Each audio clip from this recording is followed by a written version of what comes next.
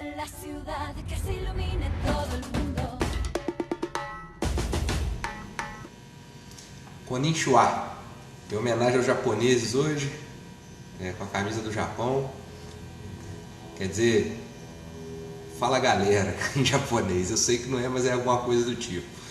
Eu vi no dicionário no Google. Hoje nós vamos falar um pouquinho sobre a saída do Guardiola, do Pep Guardiola como treinador, que era treinador do Bayern de Munique, e foi para o Manchester City.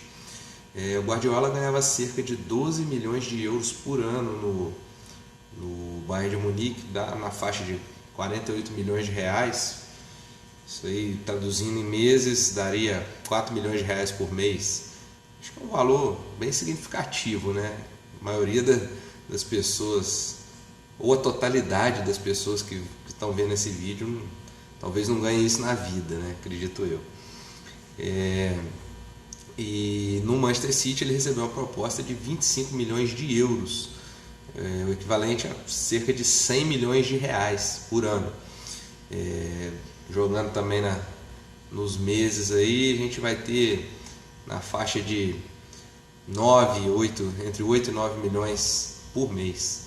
É um valor muito absurdo, é um valor muito estratosférico para a situação que a gente vive hoje no mundo, situação econômica. E conversando com os amigos, a gente estava no debate falando sobre essa saída dele, e me veio na cabeça o passado do Guardiola como jogador. Foi um jogador de seleção espanhola, do Barcelona, e que depois disso teve uma queda de produção, foi parar no Brescia da Itália, e por lá teve problemas com doping, foi suspenso, e desde que saiu do Barcelona a carreira dele se tornou uma carreira controversa. Voltando como treinador depois de passar pelas categorias de base do Barcelona e virar treinador da equipe principal, ganhou o mundo, teve aquele timaço nas mãos, e agora no Bayern também, com outra grande seleção mundial, conquistando tudo. E aí eu fiquei me perguntando, falei, poxa, será que vale a pena um cara que já ganha o que ganha, perder a chance de fazer história naquele clube, de levar o Bayern, transformar o Bayern na maior equipe do mundo, como foi com o Barcelona naquela época, para ganhar o dobro? A maioria vai falar, poxa, mas é o dobro. Tá, mas será que aquele salário que ele ganhava já não satisfazia? Então ele pode estar perdendo a chance de cravar o nome dele na história como um dos grandes treinadores. Em contrapartida, o argumento que o pessoal usou, e é válido também, é que ele pode estar vendo o Manchester City como um desafio, um novo desafio na carreira, e talvez seja a chance de transformar o Manchester City nessa potência que o Bayern poderia ter sido com ele, pode continuar sendo agora com o Ancelotti. Então são duas situações que precisam ser analisadas.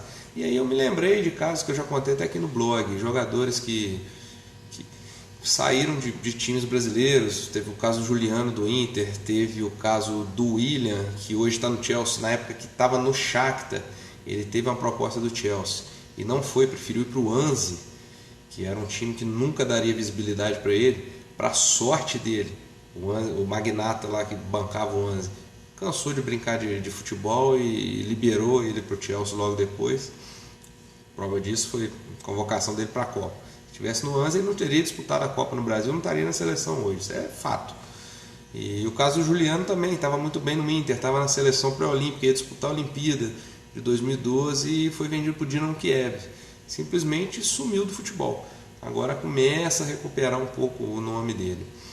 Então eu sempre me pergunto, eu acho que se um dia, se eu tivesse sido jogador de futebol ou praticado algum esporte de alto rendimento, né, eu acho que eu tentaria, dentro das possibilidades, fazer história dentro de um clube, como era na década de 80, 90, Zico e Júnior no Flamengo, agora recentemente o Rogério Ceni, um ótimo exemplo aí no São Paulo. O cara ficou marcado.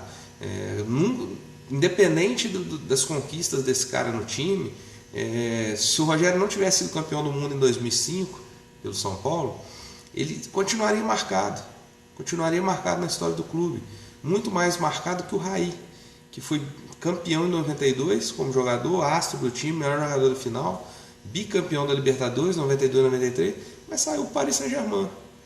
Então acho que o Rogério, independente do título de 2005, seria considerado ainda assim o maior jogador da história do São Paulo, como Zico no Flamengo, como vários outros aí, me foge agora no momento. Mas eu queria deixar para vocês responderem nos comentários o que vocês acham dessa situação do Guardiola, o que vocês fariam no lugar dele. E por hoje a gente fica nessa aí. Um abração para todo mundo. Valeu, semana que vem a gente está de volta. Sayonara. 这刻终于到来，满天灿烂的烟花，在骄傲地盛开。